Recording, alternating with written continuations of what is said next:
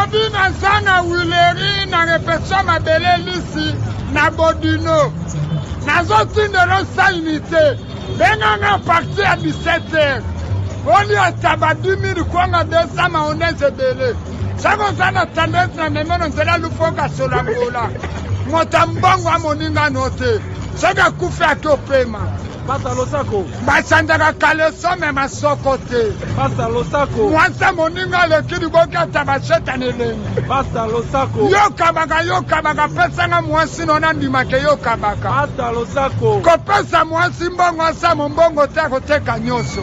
Pasta Losako. Tewolo na babana kate mabele kweya babota bana bilonga tatalo pango bao kasonye. Pasta Losako.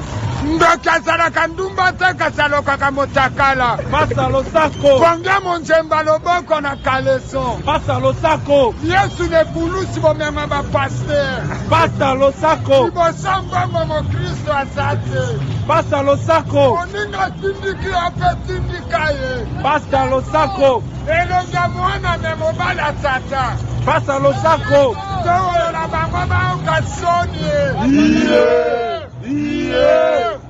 Yeah.